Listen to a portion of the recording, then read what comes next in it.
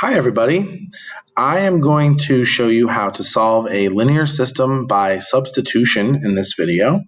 And I just want to get to work here. So I am recording from my desk and my hover cam is over here. So I'm going to be going back and forth between screens.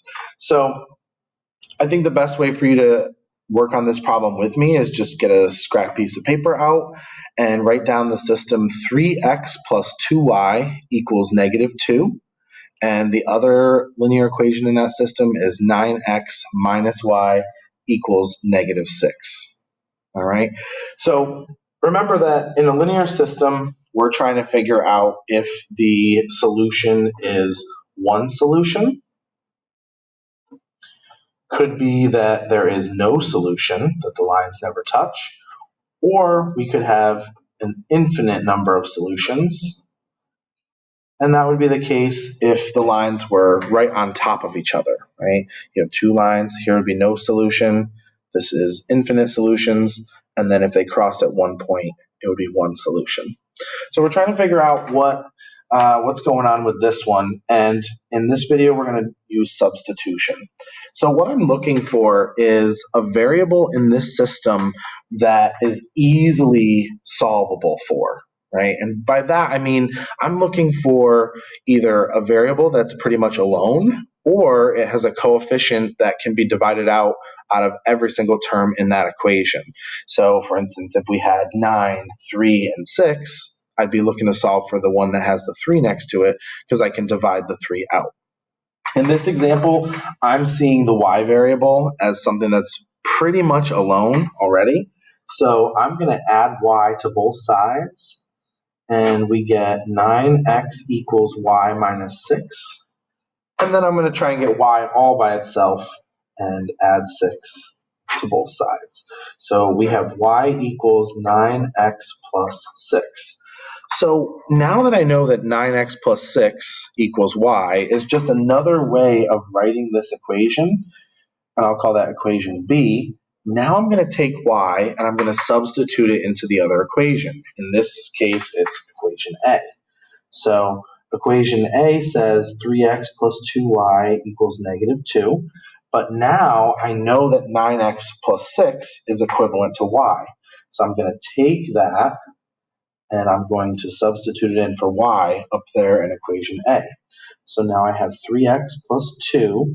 Instead of y, I'll write 9x plus 6. And that is all equal to negative 2. Make sure you write the entire equation there. Some people forget the equal sign on the right. So now I'm going to work to simplify this equation. We have 18x, because the 2 is multiplying by the entire y expression. And then 2 times 6 is plus 12, all equal to negative 2. So I'm looking here. I see 3x plus 18x, that's 21x, equals, let's get that negative 12 over to both sides. That's negative 14. And then I'll divide both sides by the coefficient of x, and we get x equals negative 14 over 21. Now, kind of a nasty fraction, so I'm going to suggest that whenever you get a fraction with those bigger numerators and denominators, see if we can divide both the top and the bottom by a common factor. And in this one, that would be 7. So really, that means that x equals negative 2/3. So that's the x-coordinate. And now I'm going to take this x-coordinate. I can substitute it into either one of the equations. I'll choose equation B. So we have 9x minus y equals negative 6. Negative 2/3 is going to substitute in for x. We get 9. Whenever I'm doing fraction multiplication, I'm going to write 9 over 1, just so those fractions can play nice together. We get 9 times negative 2/3 minus y equals negative 6. And then we have negative 18 divided by 3 minus y equals negative 6.